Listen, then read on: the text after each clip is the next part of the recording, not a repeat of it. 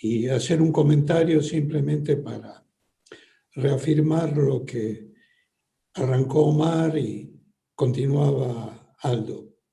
Realmente negar al Perón del tercer gobierno es un disparate.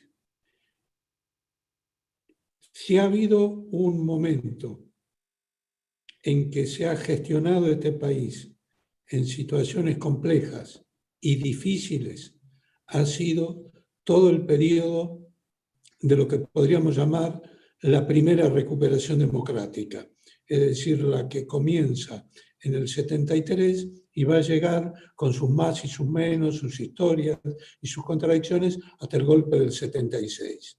Y todo eso es posible por la existencia física en un momento y simbólica en otro de Juan Domingo Perón.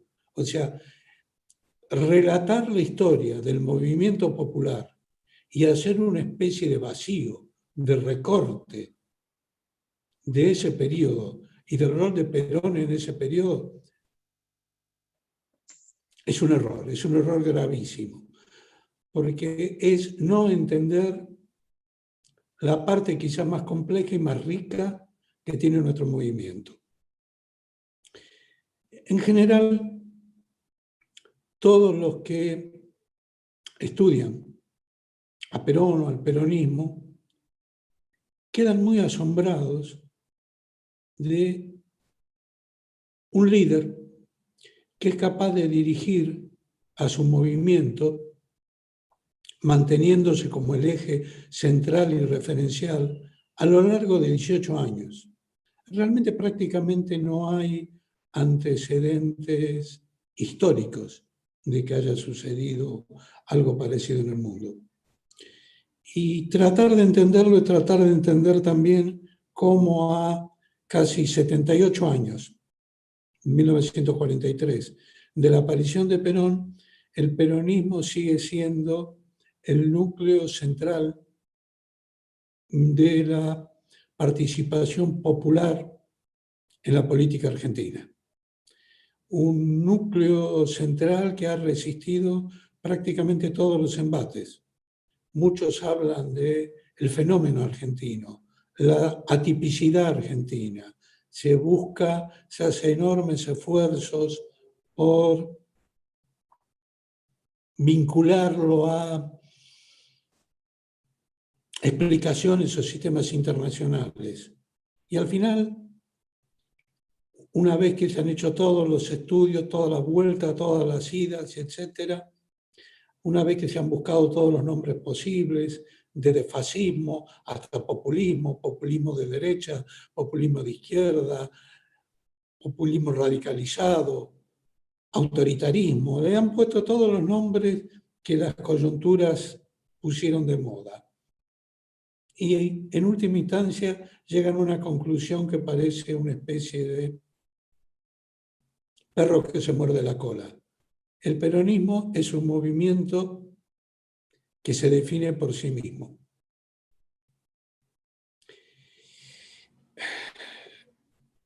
Hay un primer Perón, el Perón de los dos primeros gobiernos,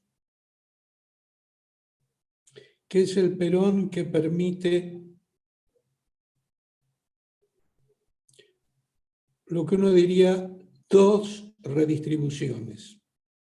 Hay una redistribución material de los sectores populares bajo Perón y hay una redistribución simbólica.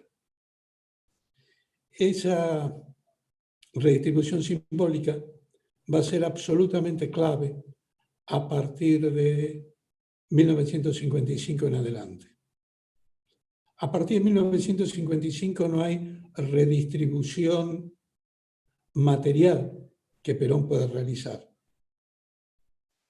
Simplemente lo que hay ahí es un espacio simbólico en el cual los sectores populares argentinos se han sentido participantes y se han sentido representados.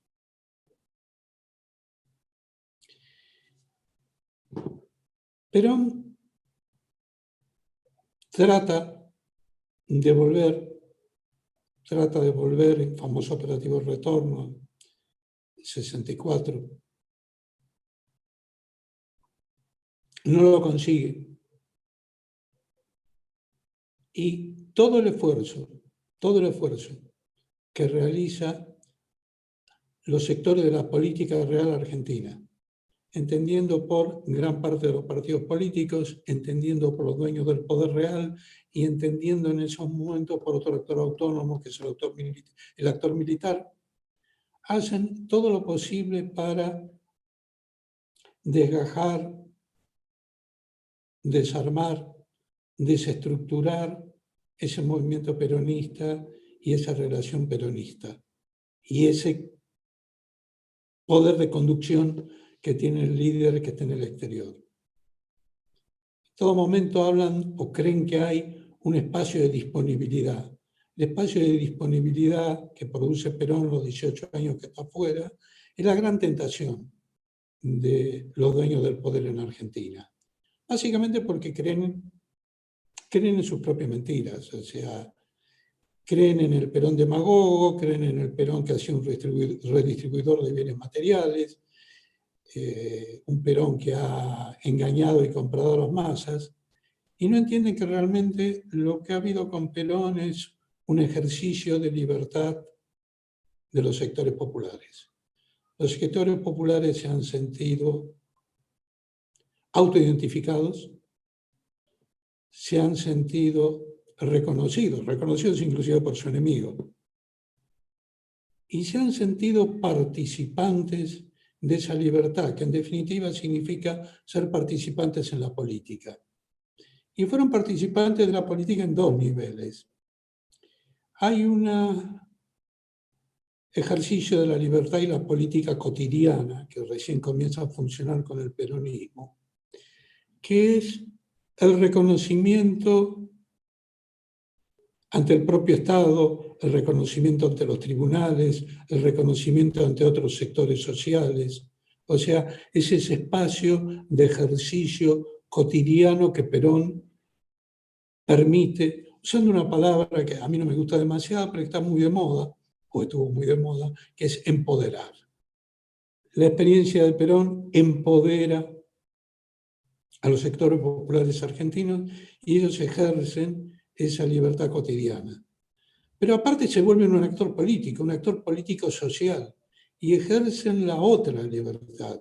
La libertad no en el sentido cotidiano, concreto, inmediato, la libertad pequeña, diríamos, la libertad de ejercicio, sino que ejercen también la libertad de decidir en la gran política. El primer Perón, y con esto quiero terminar ese punto, porque quiero hablar del Perón del 73 en adelante. El primer Perón no solo permite incluir por primera vez como actores políticos a los sectores populares argentinos, sino que básicamente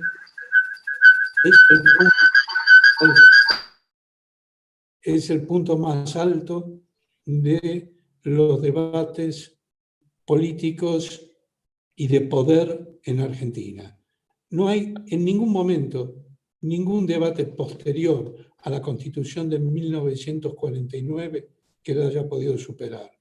El máximo debate sobre lo que es el rol de la propiedad en la Argentina, el máximo debate sobre el control de los productos que produce nuestro país, el máximo debate sobre el rol del Estado como distribuidor de recursos, el máximo listón de derechos establecidos están en la Constitución del 49.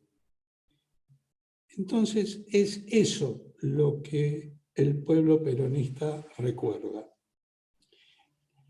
Es eso lo que hace que soporte una cosa delirante como es el Decreto 4161, donde está prohibido no solo nombrarlo, está prohibido hasta silbar la marchita. Cafiero contaba un día un cuento muy gracioso de un peronista que sale a la puerta de su casa y ve pasar un camión del ejército donde van subidos una serie de muchachones civiles que van cantando la marcha. Y él dice, es la revolución, y corre detrás del camión. El camión para y lo detienen. Es el plan Coninte que está funcionando. Y el pobre había escuchado la marcha y creía que era Perón que había retornado.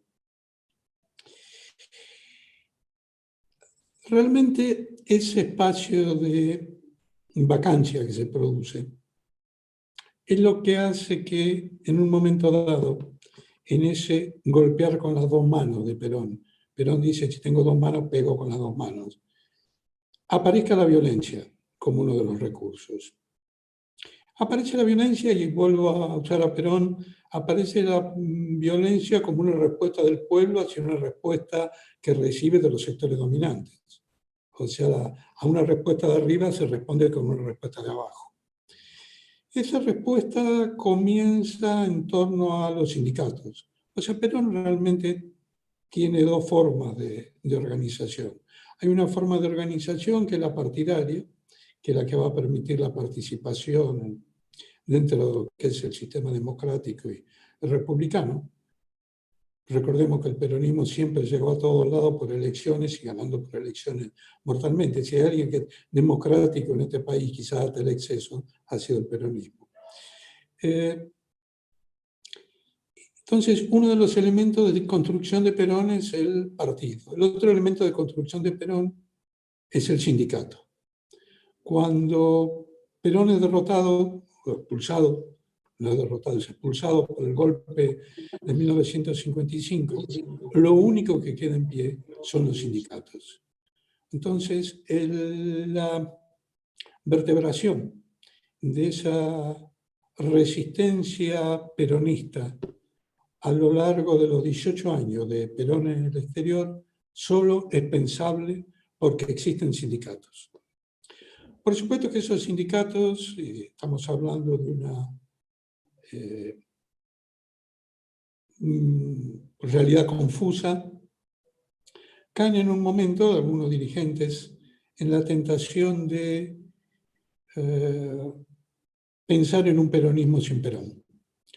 Porque cuando los sistemas de poder real, de poder dominante, han tratado de todas formas de hacer olvidar a Perón, y ven que Perón sigue siendo recordado, que Perón sigue siendo el gran actor de la política argentina, que Frondizi llega a presidente pactando con Perón, entonces empiezan a atentar a los sindicatos.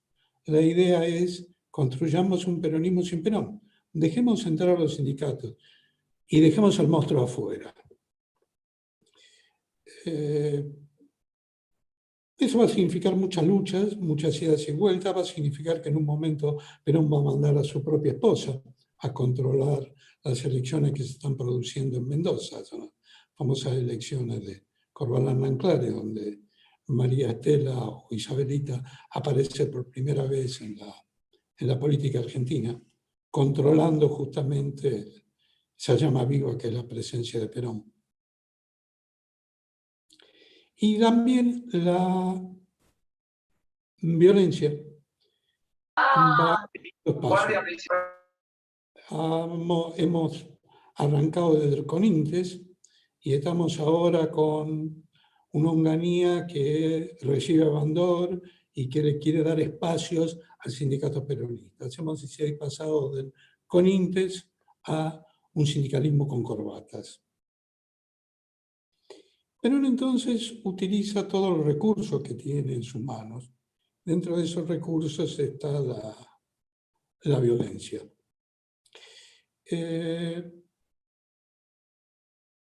Ahí sucede un tema complejo que es importante aclarar.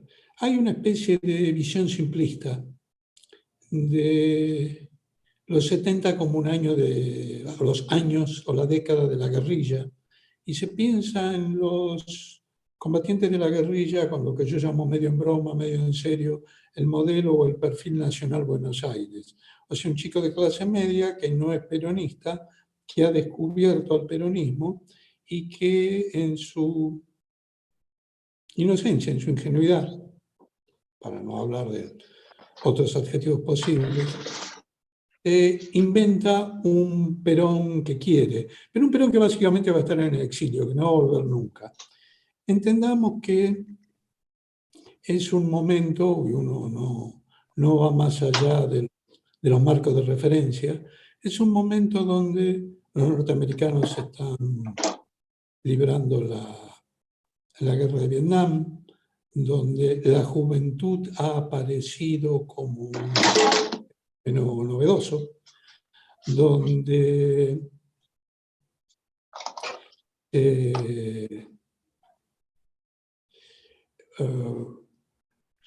piensa en que todo es posible, que el cielo es tomable por asalto, donde se ha concretado la Revolución Cubana, que es un hito central en el caso argentino.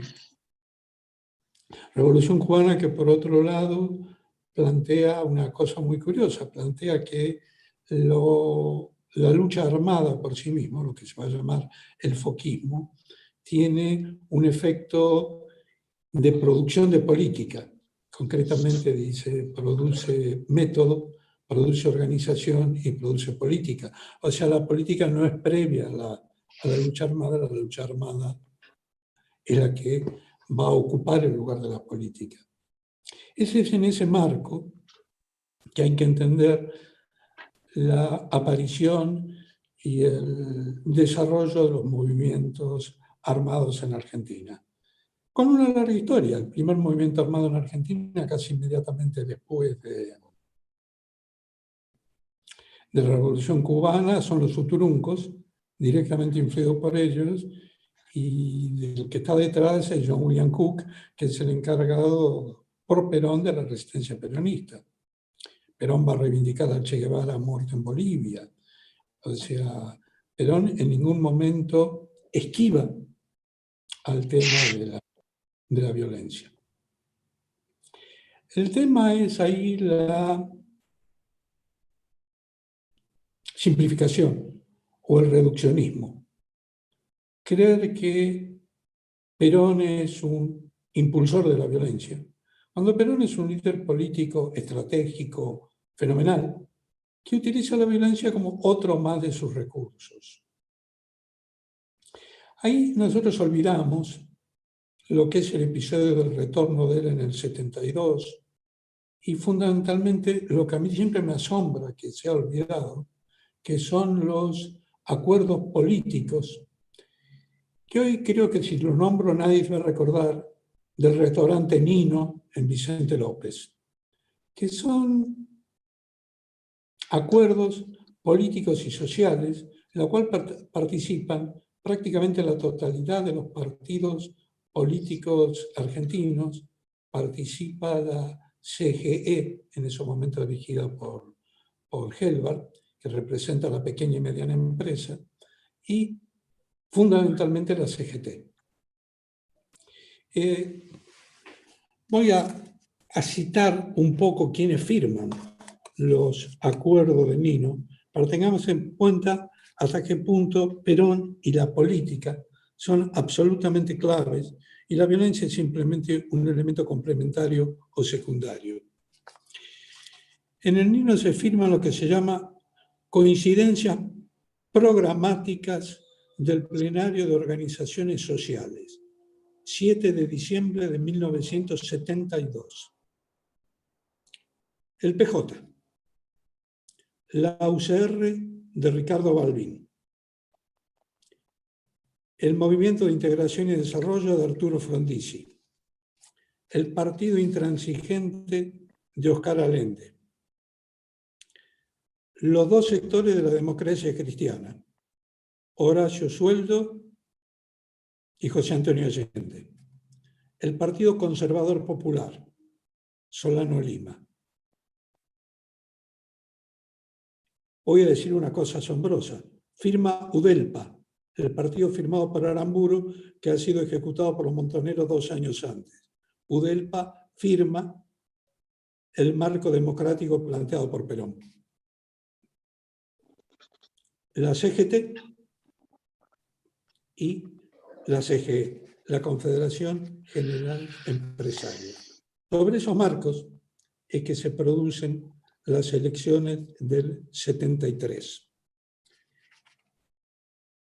Y sobre ese marco también se va a desarrollar un plan económico, al cual se va a simplificar después como pacto social, donde lo que se plantea básicamente es un programa para en 3 años volver al famoso 50-50 de Perón, el 50-50, a que la participación obrera en el Producto Bruto Nacional sea en torno al 50%. Se fija un plazo de 3 años para ello. Para ello, y esto le va a sonar mucho a 2021, se suspenden las paritarias por 2 años, se fija un aumento fijo del 20%, fundamentalmente se congelan los precios. Resultado de los primeros meses de ese pacto social.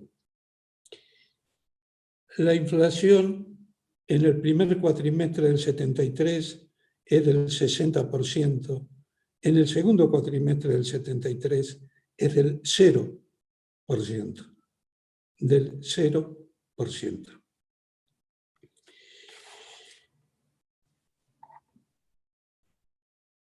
¿Qué es lo que estoy tratando de decir con esto? Reducir a Perón a un señor que incentiva la violencia y luego la abandona es hacerle un agravio injusto a Perón. Perón canaliza una violencia popular. Hay quienes la entienden y hay quienes no la entienden. Hay un muy fuerte debate al interior de las organizaciones. Concretamente vamos a hablar de las peronistas, las otras, las no peronistas, dejémoslas de lado, no porque no sean importantes, sino porque corresponden a un modelo clasista que acá, y marxista que acá no corresponde demasiado analizar. Sé que mi querido amigo Aldo va a hablar, y es un experto en el tema de una decisión montonera que se llama el Montonero Soldado de Perón, o simplemente la Juventud Peronista Lealtad. Yo voy a hablar de otro espacio también vinculado a montoneros, del cual se suele hablar muy poco, del movimiento peronista auténtico. El movimiento peronista auténtico, que ya la mayoría de ustedes no lo hayan oído nombrar, fue un partido político que primero surge como una agrupación interna dentro del PJ y después de la muerte de Perón trata de constituirse en un partido político separado, y dentro del cual Montoneros trata de continuar con toda la tradición que viene de la resistencia. Dentro de la originaria agrupación peronista auténtica, todavía no es partido, hay gente como Andrés Framini, que ganó las elecciones claves del peronismo en los 60 en provincia de Buenos Aires. Hay gente de la resistencia como los Lizazo, Sebastián Borro. Están todos los gobernadores vinculados a la tendencia que han dado un paso al costado. Estoy hablando de Videgain, de Martínez Vaca en Mendoza. Estoy hablando de lo que es el intento más sólido de continuidad entre lo que es la resistencia peronista y la expresión política. Ahora, cuando Montonero quiere domesticar a ese grupo, cuando lo quiere domesticar como si fuera un instrumento operativo de su política militarizada, se encuentra con problemas serios, porque están hablando de dirigentes peronistas de primer nivel. Piensen en Framini, por ejemplo. Muerto Perón, se trata de constituir como movimiento convertido ya en partido político, partido auténtico, se presenta a elecciones en Misiones, saca el 10% de los votos. No puede enfrentar al aparato que tiene el PJ y a María Estela Martínez de Perón, que es la heredera de Perón. O sea, no se puede enfrentar al nombre de Perón así nomás. O sea, la idea de mecánica simplificada de Montonero de que hay una continuidad de luchas sociales que pueden ir más allá del peronismo, quedan derrotadas fácticamente en ese intento que es para mí una doble derrota. Es una derrota electoral, que sería lo de menos, las elecciones se ganan, no se pierden, pero que es fundamentalmente una derrota en la continuidad. Se rompe la lógica de continuidad con lo que ha sido la resistencia peronista. Que no haya habido un ensamble entre los Framini y los chicos de la JP de las regionales es un drama histórico que nosotros tenemos que evitar, que tenemos que entenderlo, que tenemos que autocriticarlo, que tenemos que comprenderlo, pero fundamentalmente tenemos que evitar. Argentina, desde mediados de los 60, vive lo que algunos han definido con mucha corrección como empate hegemónico. Es decir, hay un núcleo, sector popular, que se explicita a través de las experiencias peronistas, y por otro lado hemos asustado y aterrorizado a los propietarios, a los dueños reales del poder. Digamos que la palabra clave ahí en la cuestión electoral es el tema de los balotajes. Hay un 20%, 20 y pico por ciento de indecisos. El peronismo es realmente un frentismo de liberación nacional. Lo fue en 1946 y lo sigue siendo en el 2021. Omar preguntaba, o se preguntaba, pregunta recursiva, si tiene validez liberación o dependencia. Yo diría que ahora mucho más que nunca. Hagamos una simple comparación internacional. Cuando Perón toma el poder, gana las elecciones, recuerden, Cámpora a los 41 días renuncia, 90 días del amigo Lastiri, y luego Perón gana por el 61.8% de los votos, el 62% de los votos. No ha habido prácticamente una elección presidencial comparable. En ese mismo año 73, que Perón gana las elecciones, Salvador Allende es asesinado por el golpe pinochetista en Chile. Una peste. Se produce el autogolpe en Uruguay y Argentina queda absolutamente rodeada por una serie de países golpistas. Pinochet en Chile, Garrastazu Médici, el golpe brasilero en Brasil, el autogolpe en Uruguay, Stroessner en Paraguay, Banzer en Bolivia. Y aparte sucede en lo internacional una cosa mucho más grave. Sucede la crisis del petróleo. O sea, el experimento keynesiano, la idea de que el Estado es un redistribuidor de recursos, entra en crisis.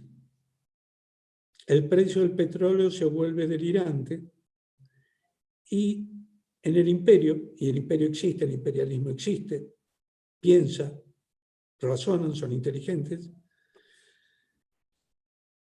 tiene su momento de auge Milton Friedman. O sea, en el momento en que Perón está tomando el poder, está empezando a aparecer el neoliberalismo en Estados Unidos. Milton Friedman plantea la teoría del Estado mínimo y su gente, sus asesores, los Chicago Boys, van a actuar como asesores de Pinochet. O sea, realmente Perón es un keynesiano, Perón piensa en la nacionalización de servicios, piensa en la redistribución desde el Estado, y el Estado en estos momentos está empezando a dejar de estar de moda. Perón tiene que luchar prácticamente contra un mundo que está en contra. Y la guerrilla no lo ve. La guerrilla no lo ve. La guerrilla en su propio globo, en su propia burbuja, diríamos ahora, es maximalista. Piensa que el cielo se toma por asalto, que el poder está en la boca del fusil. Aunque si hubieran leído bien a Mao, la frase es: el poder está en la boca del fusil y el partido maneja el fusil. O sea, siempre lo que está primero es la política. La violencia puede ser una consecuencia coyuntural, no deseada, a veces necesaria. Pero los grupos guerrilleros son incapaces de comprender a Perón, son incapaces de comprender las circunstancias que están pasando, y en su limitación, en su miopía, en su limitante política, tratan de cubrirla con violencia. O sea, repiten lo que saben hacer, el ejercicio de la violencia. Montonero pasa a la clandestinidad en 1974, después de la muerte de Perón. ¿Saben ustedes cuánto era el nivel de desempleados cuando termina el año 1974? El nivel de desempleo en Argentina era 2.5. 2.5. Eso se llama pleno empleo, se llama también desempleo friccional, porque es la gente que está cambiando de trabajo, que está buscando un trabajo nuevo. Ese era el país que estaba construyendo Perón, en las peores condiciones internacionales posibles. Y es el país que, curiosamente, porque no crean en la teoría de infiltrados, curiosamente, los jóvenes que estaban dispuestos a dar su vida por Perón no lo comprenden. Realmente el drama argentino, y uso el drama con todas sus palabras, drama es un concepto griego, es aquello que no tiene una buena solución, que no tiene un final feliz. El drama argentino del tercer Perón es terrible. Perón trata de llevar adelante la revolución posible y la guerrilla peronista no lo entiende.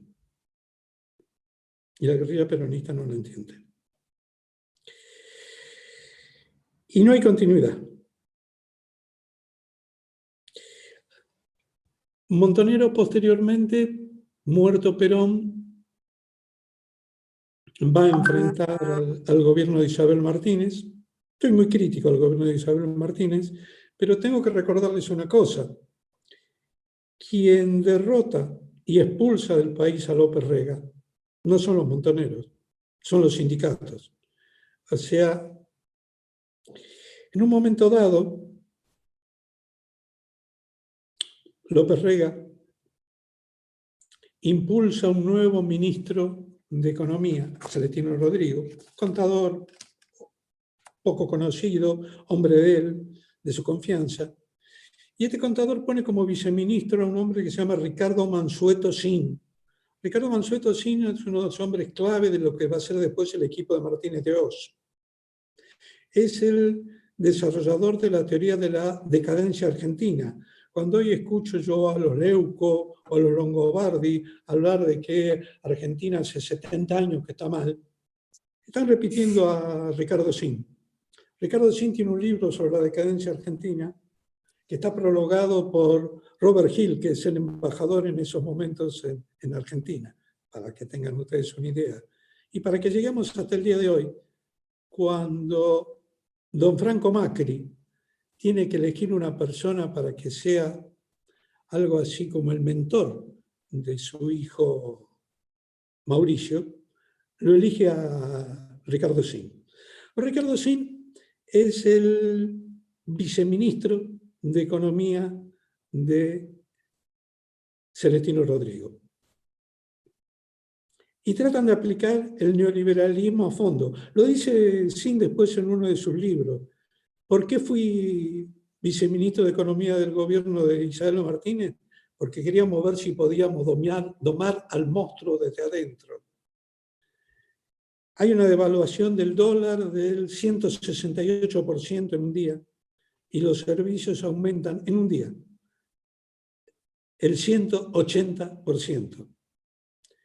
La CGT declara la primera huelga general contra un gobierno peronista. Y una semana después, no solo se tiene que ir Celestino Rodrigo, no solo se tiene que ir el amigo Zin, se ve el amigo López Rega también. Eso hay que comprenderlo. El peronismo es complejo, pero nadie, ni aun con brujería, puede ir por sobre la base de la experiencia popular del peronismo. Y esa experiencia popular, ese pragmatismo realista del peronismo, la construcción cotidiana, se hace a través de los sindicatos. El secreto del peronismo no está en una generación de clase media que se peroniza en las universidades, como nos han tratado de vender. El secreto del peronismo, en todo caso, está en haber construido universidades y haberlas hecho gratuitas.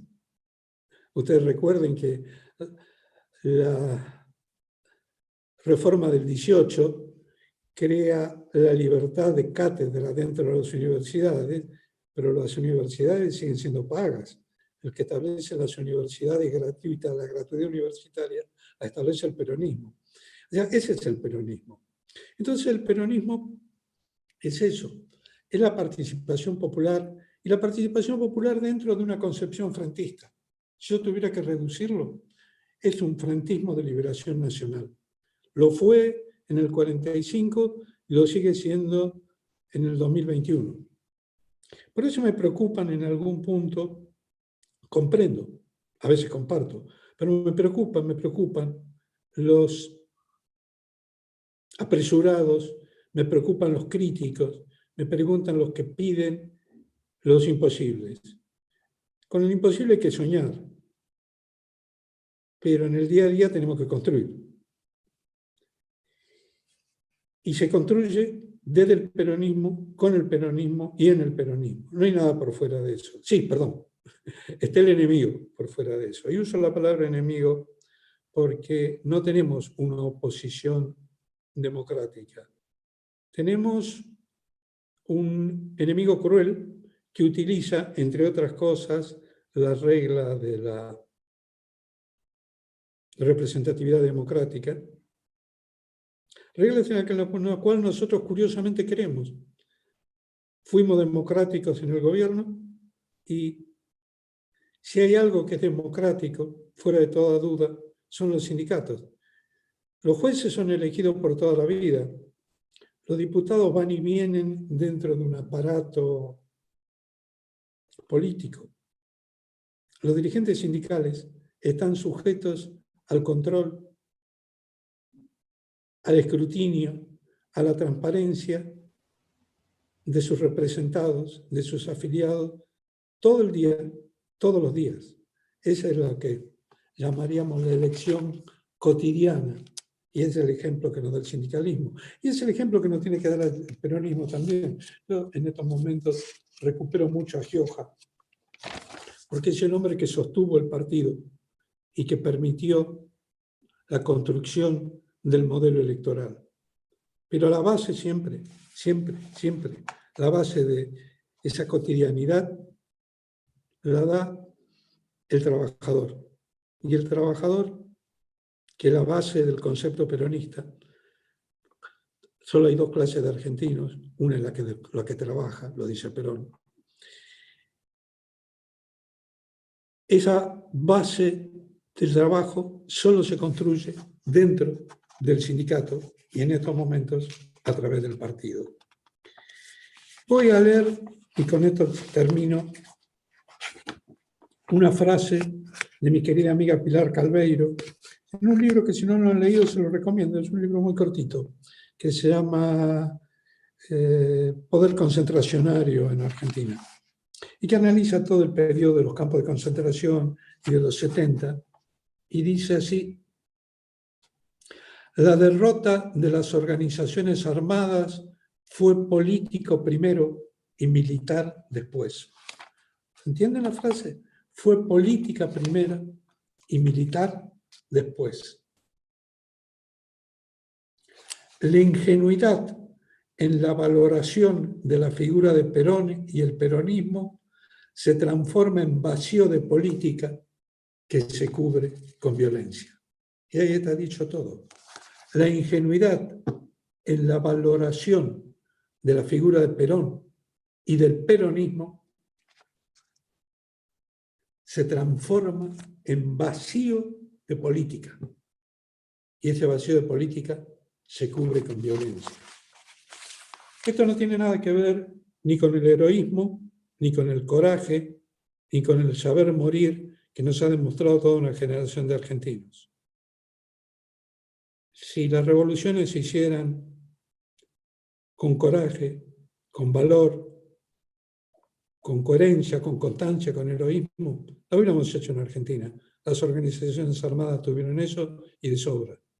Pero las revoluciones se hacen básicamente con política. Y la política aquí la puso Perón y ahora la está poniendo el peronismo. Y el núcleo que fue transversal a todo eso fueron los sindicatos.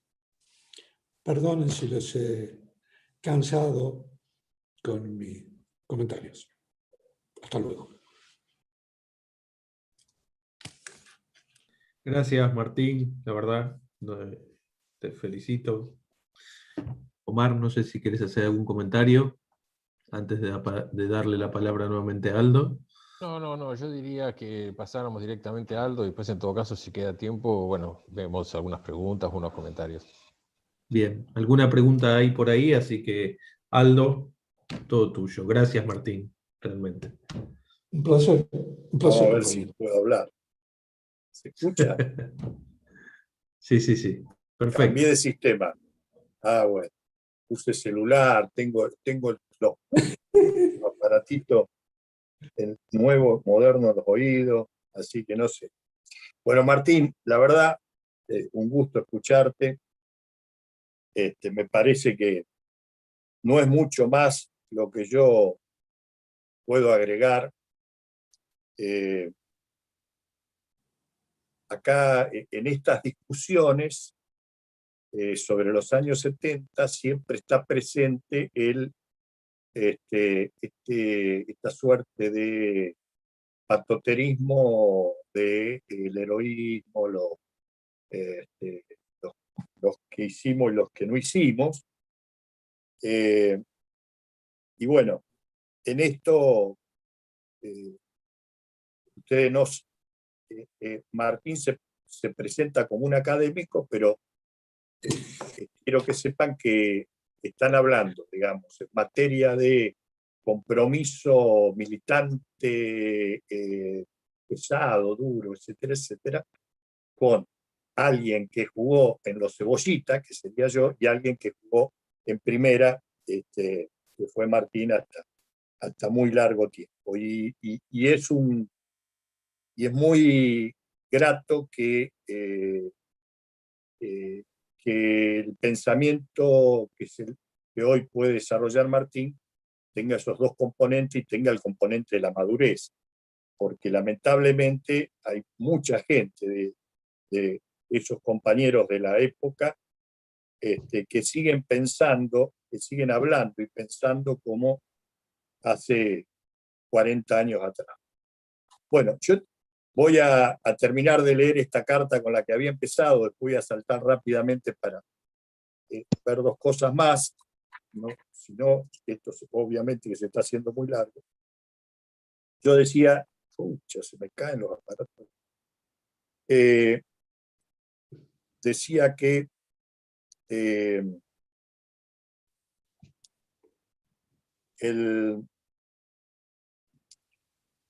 la carta esta de Perón de septiembre del 68 les decía a los compañeros, la voz de orden hoy que debe caracterizar en este momento es que cada núcleo cumpla su cometido. Los tremendistas con sus modalidades, los doctrinarios con las suyas, los ortodoxos con sus reticencias, los de la apertura extrapartidaria con sus contactos, los merodeadores de los cuarteles con sus informaciones alegres. Pero cada grupo debe establecer pactos de no agresión para no esterilizar los esfuerzos, y al que le tocara jugar decisivamente en un momento oportuno, sumarle el bagaje de los demás, pero en caso alguno, atacar a algún grupo que no se identifique con la parcela del otro. Debemos que no se identifique, acá me está faltando. Bueno, lo que está hablando Perón acá justamente es de el componente de su estrategia de lucha en 1968, donde lo que está diciendo es que todos somos importantes y todos tienen que jugar en una misma dirección, ¿no? Dice, la pasión y el encono a que nos conducen los hechos diarios de la lucha entre nosotros mismos no deben enceguecernos hasta el límite de desviar el ataque de nuestro enemigo para dirigirlo contra nuestra misma gente, que buena o mala será siempre mejor que el gorilí, que en estas circunstancias es realmente el favorecido. Desde este mirador a 15.000 kilómetros y fuera de la influencia de los hechos pequeños de la lucha diaria, las cosas se ven de distintas maneras, porque solo se miran las cosas grandes y trascendentes. Es preciso que muchos de nuestros muchachos comprendan ciertas cosas y desmonten de sus pasiones y obsesiones. La revolución que libere a nuestro país del imperialismo y que libera al pueblo de la dictadura que la maneja al servicio del mismo, necesita de todos, no solo de una parte de nosotros, los peronistas. Es preciso entonces que una vez por todas dejemos las facciones, las trenzas de los sectores que nos han llevado hasta ahora a esfuerzos parciales, circunstanciales y divergentes, no antagónicos. Si la masa está unida y constituye casi la unanimidad en el peronismo, ¿cómo podrá explicarse un día que sus dirigentes no hayan tenido la grandeza impensable para sacrificar sus intereses personales o de círculos en el holocausto de una causa que es de yo digo, esto, si lo hubiera escrito la semana pasada, es lo mismo, ¿no? O sea, estaba hablando en 1968, el general con ese concepto que bien decía Martín recién, algunos nos creímos que los que peleábamos éramos nosotros y los únicos, digamos, que luchamos para traer a Perón fuimos la gloriosa JP. Una gloriosa JP que yo siempre explico, luchó año y medio, 2 como sumo, porque Montonero nació con Aramburu, con la muerte de Aramburu en 1970, prácticamente quedó desmantelado, recién se recompuso en el 71, o sea que la lucha de FARC, Montonero, las organizaciones armadas, fue a partir del mediados del 70, 71, 72. La adhesión popular es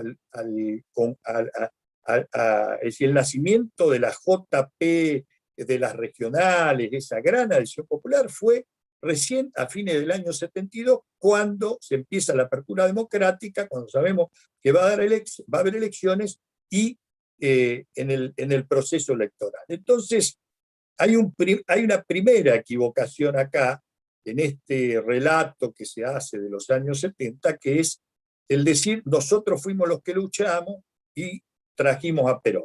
Sí, nosotros fuimos los que luchamos durante este tramo, antes que nosotros, y cuando el Pepe Firmenich todavía estaba tomando la mamadera, hubo miles de compañeros de la resistencia peronista, miles de compañeros de los sindicatos, muchos de ellos que después fueron condenados por nosotros mismos, por los jóvenes que llegábamos y decíamos, estos son unos burócratas HDP, y que había que fusilarlo porque aquí venía la revolución a toda máquina, que era la que habíamos descubierto nosotros. Y la revolución no la había descubierto Perón el pueblo peronista en 1945, y el pueblo que es sabio y que marcha a su paso, finalmente, digamos, esta locura de pretender suplantar al general en la conducción terminó en una catástrofe. Me parece genial lo que acaba de contar sobre la reunión del Nino. Es decir, ya Perón, cuando en 1972 regresa al país, amplía el dispositivo del peronismo a la totalidad de la política es decir, es el concepto que Perón aprende durante estos 18 años y dice, a ver, ¿qué pavada estamos haciendo si el enemigo es el imperialismo, si el enemigo es esa cúpula económica empresarial aliada al imperio, que es la misma que tenemos ahora, muchachos? No ha cambiado nada, ¿no? Pero que en términos electorales, ¿cuánto representa? ¿Cuánto representa, digamos, esos tipos en términos electorales? Representan el 1%, el 2%. Ahora, es un error nuestro, desde el sector, desde el campo popular, regalarle a los radicales, regalarle al frondicismo, regalarle a la democracia cristiana para que terminen combatiendo. Entonces, la estrategia de Perón en ese momento es esta convocatoria, digamos, a un frente absolutamente amplio y a lo que él luego va a denominar, el 1 de mayo de 1974, el proyecto nacional, a través de la presentación del escrito que se llamó el modelo argentino. Nosotros, los que estábamos en la JP, los montoneros, me incluyo, no teníamos la más remota idea de esto, de lo que pensaba Perón, ni entendíamos nada de qué se trataba. Yo voy a leer un par de párrafos. Digo que para discutir esa etapa es muy importante, si no se ve este texto, que es la charla de Firmenich a los cuadros medios, que está recogida por Baschetti, un historiador pro-montonero, no lo puse yo, donde Firmenich explica, digamos, esto ya es noviembre de 1973, después del asesinato de Rucci, explica las diferencias con Perón. Dice Firmenich, la conducción estratégica para Perón es unipersonal, él es el conductor y los cuadros auxiliares. Esto es contradictorio con un proyecto de vanguardia, en donde la conducción la ejerce una organización, no un hombre, no hay conductor. A partir de allí, del desarrollo de nuestro proyecto y de nuestra intención tal vez desmedida de ser la conducción estratégica, surgen confrontaciones o competencias de conducción. O sea, pero Firmenich está diciendo, bueno, acá estamos estamos discutiendo la conducción a Perón. Sigue, la contradicción con Perón es insalvable. La solución ideal sería que Perón optara por admitir que la historia va más allá de su proyecto ideológico y que nosotros somos los hijos objetivos del movimiento justicialista. Y que entonces resignara su proyecto ideológico adecuándose a esa realidad. Perón sabe que nuestra posición ideológica no es la misma de él, y de ahí que la contradicción que tiene vaya a saber cómo la resolver, ¿no? Dice, citando a Mariano Grondona, Firmenich dice, hace poco Mariano Grondona en un artículo dijo que los jóvenes peronistas recién se estaban haciendo peronistas porque antes no conocíamos a Perón. Cosa que es objetivamente cierta. Hoy Perón está aquí, Perón es Perón y no lo que nosotros queremos. Y en un arrebato de sinceridad reconoce, hay que profundizar su pensamiento, cosa que en rigor generalmente no conocemos. Está escrito en una cantidad de libros, discursos, cartas. Incluso un libro que la mayoría de nosotros no ha leído, La Comunidad Organizada, que fija el pensamiento filosófico de Perón, que es la ideología de Perón, la tercera posición ideológica, ¿no? Es decir, bueno, Digo, esto no era público, había un doble discurso dentro de las organizaciones, un discurso que se hacía para afuera, que era el que traducía el descamisado, y otro discurso que era el que estaba para adentro, que era el que realmente, digamos, estaba llevando adelante la cosa. Bien, ¿en qué estaba, digamos, pensando Perón y qué es lo que Perón plantea en ese momento, qué es su legado y qué es lo que hoy tiene total y absoluta actualidad, creo, ¿no? En la mañana del 1 de mayo de 1974, Perón habla ante el Congreso y presenta allí el proyecto nacional. Dice, nuestra Argentina necesita un proyecto nacional perteneciente al país en su totalidad. Estoy persuadido de que si nos pusiéramos todos a realizar este trabajo y si entonces comparáramos nuestro pensamiento, obtendríamos un gran espacio de coincidencia nacional. El mundo nos ha ofrecido dos posibilidades extremas, el capitalismo y el comunismo. Interpreto que ambas carecen de valores sustanciales que permiten concebirlas como únicas alternativas históricas políticas. Paralelamente, la concepción cristiana presenta otra posibilidad, pero sin una versión política suficiente para el ejercicio efectivo del gobierno. Alguna vez prediqué la armonía como categoría fundamental de la existencia humana. Sigo creyendo en ella como condición inalienable para la configuración de la Argentina que todos anhelamos. Esta básica consonancia excluye la violencia e implica comprender que el único camino de la construcción fértil es a partir de las ideas, valores y principios, cuya práctica concreta no cercene la causa de la paz.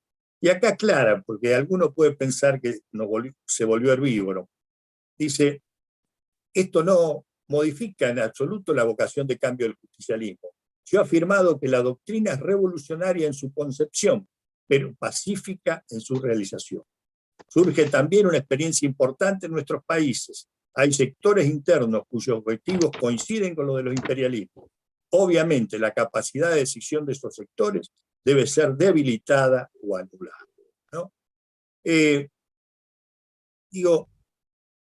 Y luego, bueno, habla en el proyecto nacional, el general habla de cosas que, muchachos, hace 50 años atrás nadie hablaba. Dice, fíjense esto, creo que ha llegado la hora de que todos los pueblos y gobiernos del mundo cobren conciencia de la marcha suicida que la humanidad ha emprendido a través de la contaminación del medio ambiente y la biosfera, y de la necesidad de invertir de inmediato la dirección de esa marcha a través de una acción mancomunada internacional. Esto es lo que se está discutiendo. La semana pasada se está discutiendo esto. Y cuando el general hablaba de esto, en ese momento, obviamente, nadie entendía ni de qué estaba hablando, mucho menos nosotros los jóvenes le dábamos pelota a estas cosas que el general decía, ¿no? Bueno, yo creo que para terminar, o sea, esa tragedia de la cual bien describía Martín recién, termina, por un lado, digamos, en la imposibilidad del general de controlar, de encauzar a esta masa, digamos, que venía con que había crecido con una dinámica de la lucha, de la violencia, etcétera, etcétera, de esa masa juvenil, cosa que intenta hasta el último día, hasta el día de su muerte. Él tiene muchas charlas con distintos sectores de la organización Montoneros tratando de, decir, el planteo era, muchachos, yo ni siquiera le pido que dejen las armas, les pido que las guarden y que me dejen gobernar. Dentro de 3, 4 años esto queda todo en manos de ustedes, ¿no? Eso nos decía Perón en ese momento. Pero bueno, Firmenich y su cúpula, y que era compartido por gran parte, digamos, de la militancia que la acompañaba, no estaba en eso, no creía que Perón podía conducir, digamos, seguir conduciendo en ese momento. Entonces se trunca por un lado, digamos, en esa imposibilidad que el general tiene de tratar de sostener, de encauzar, digamos, a esa masa juvenil que se le iba de las manos. Y por otro lado, digamos, bueno, sobreviene su muerte el 1 de julio de 1974, y eso genera, es decir, es digamos, la imposibilidad de que es decir, ya venía en una situación difícil, se le hacía a él muy difícil controlar este proceso. Bueno, que Isabel quede adelante de ese proceso ya era prácticamente imposible, digamos, de que eso se pudiera controlar, y a partir de allí, digamos, todo lo que vino fue una enorme y terrible tragedia, ¿no? Pero incluso, yo digo, algunos dicen, bueno, lo que pasa es que Perón los dejó a Isabel y a López Rega, él sabía que se iba a morir. Mentira, muchachos, mentira. Ninguno de estos líderes que se sienten llamados por la historia creen que se van a morir en las vísperas. Esto lo decía el Turco Menem, y miren hasta cuándo vivió, ¿no?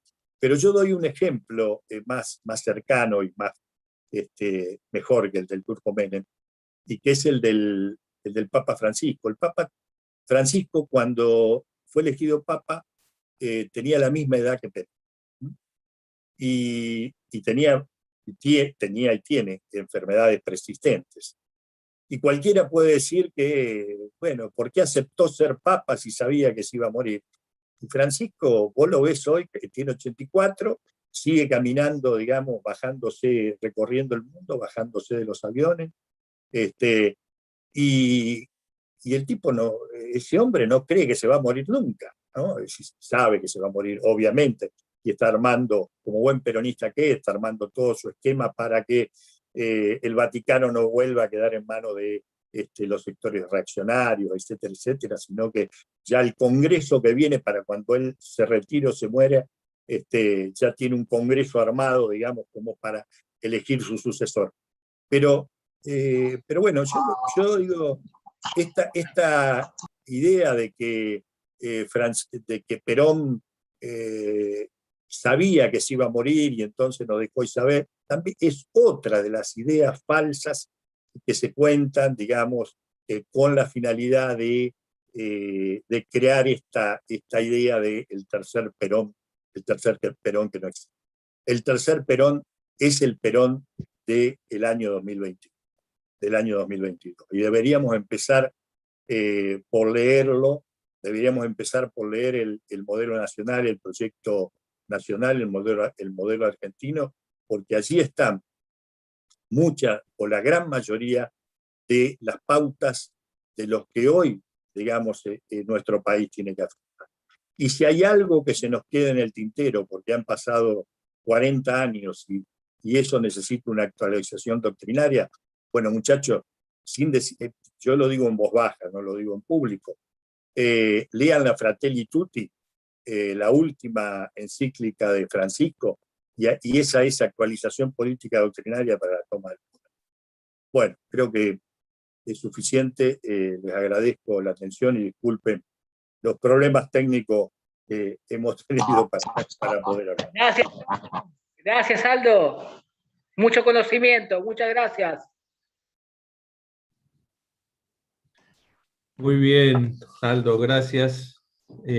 Bueno, en realidad Aldo lo que hizo fue, además, dar la introducción de todas las charlas que vienen después, ¿no? Porque vamos a hablar de modelo argentino, vamos a hablar de la comunidad organizada, vamos a estar profundizando en todos estos temas que tanto Aldo como Martín fueron marcando como parte de la agenda del peronismo y de ese tercer Perón que tiene más actualidad que nunca, ¿no? Lo que decíamos, en reiteradas oportunidades, Perón nos está esperando en el futuro a los argentinos. Hay algunas preguntas que, dada la hora, se nos alargó un poco la actividad, pero bueno, tiene que ver como consecuencia de los problemas técnicos que hemos tenido. Hay un par de preguntas que por lo menos he rescatado del chat. Igual después quiero que Omar también haga algún cierre al respecto, pero bueno, Roberto Chap dice, ¿se puede vincular o denominar el golpe de Chile como el primer, la primera experiencia de la escuela de Chicago? Y esto tiene que ver con una de los temas que trató Martín en lo que él comentaba. Martín, ¿le querés responder?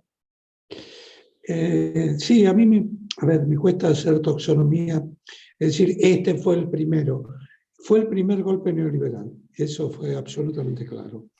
Hay golpes del modelo imperial más clásico. El golpe contra Arbenz fue un golpe clásico, pero para nuestra generación, digamos, el golpe neoliberal, y de alguna forma todavía están pagando las consecuencias los chilenos, es el golpe de Pinochet, por supuesto, sí. Claudia Ferrari comenta si fueron modificándose la esencia de los sindicatos con el paso del tiempo, tal como lo mencionabas vos, y como hoy funcionan como entidad. Es cierto. Lo que quiero decir es, a ver, el sindicato es una carcasa donde nosotros ejercemos nuestra libertad. Un ratito antes de comenzar la charla, estaba leyendo un artículo de Stiglitz de hoy, donde comentaba un paper de hace 2 días del Sindicato Único de Mineros Carboneros de Estados Unidos, dirigido a Biden. Biden ha planteado que Estados Unidos va a ser nuevamente parte de los acuerdos de Tokio, referido al control medioambiental. Y este sindicato, que es el sindicato más fuerte, perdón, uno de los sindicatos más fuertes y más tradicionales de Estados Unidos, de carboneros, usaban el carbón para hacer electricidad. O sea, básicamente la Ford, todo el famoso mecanismo automotor, etcétera, se hizo sobre el sindicato de carboneros. Eso sí, el de acero son los 2 más grandes de Estados Unidos. Plantean en un documento maravilloso la necesidad de que ellos pasen a trabajar y a controlar los medios no clásicos de producción de energía. O sea, prácticamente están hablando de la energía eólica y de otras formas. O sea, es muy interesante cómo se reconvierte el sindicato. El sindicato, en vez de aferrarse a yo quiero seguir haciendo carbón, plantea, evidentemente el carbón en estos momentos no es una alternativa ecológica. Nosotros como sindicato tenemos que ponernos a la cabeza de las alternativas. Es fantástico.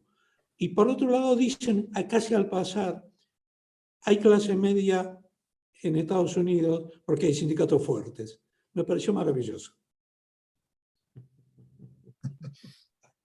Extraordinario. Bueno, Omar, no tengo preguntas. Dale. No, muy breve, porque dado el avanzado de la hora, creo que todos deben estar bastante cansados y además es muy difícil agregar o hacer un resumen o hacer un comentario después de las 2 exposiciones que hemos escuchado. A mí en particular además me resulta difícil hacerlo porque son 2 amigos, son 2 compañeros por los que siento un profundo respeto y un profundo cariño, y porque para aquellos que no los conocen, yo les aseguro que son 2 compañeros que, perdonando el lenguaje, se jugaron las pelotas cuando se las tuvieron que jugar en serio, y entonces eso les da... Yo alguna vez lo mencioné, estando en España, escuché una vez, tuve una clase del que era el comunicador de Rodríguez Zapatero, y él decía que lo que legitima un discurso es desde dónde se habla, desde dónde se opina.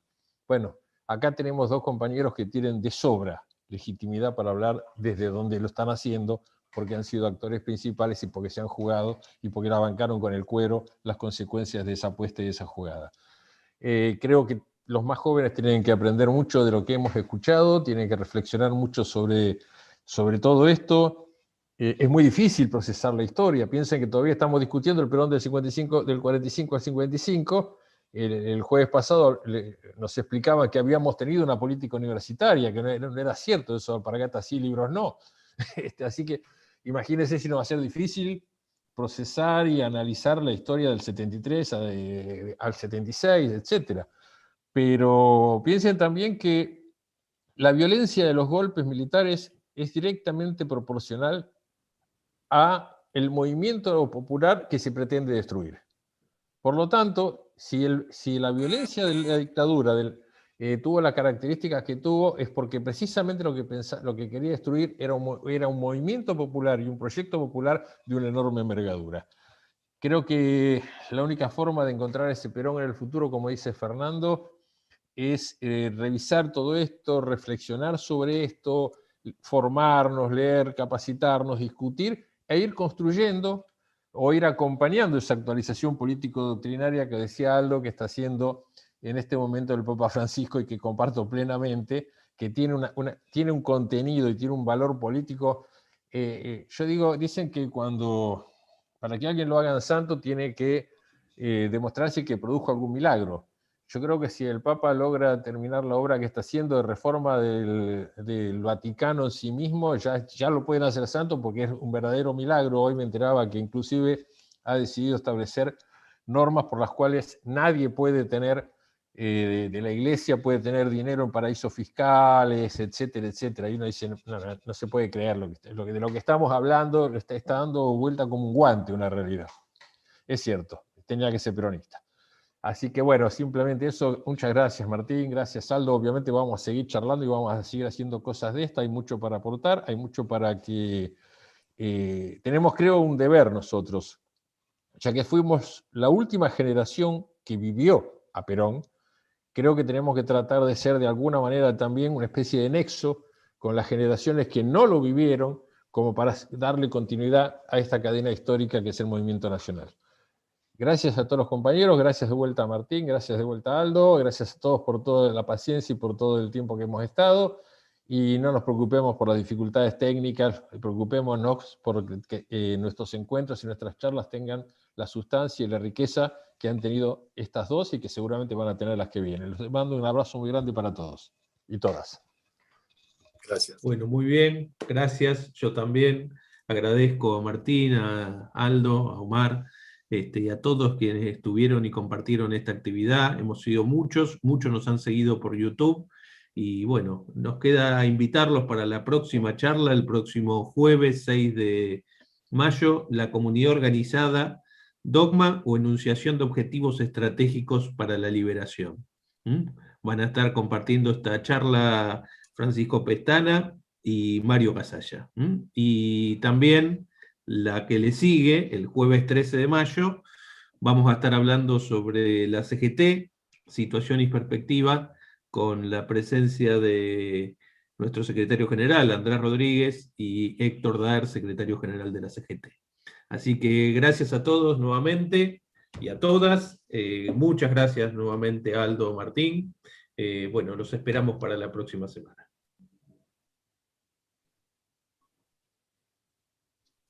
Bien, bien. Próximo café. Muchas gracias a todos. Yo mate, pero bueno.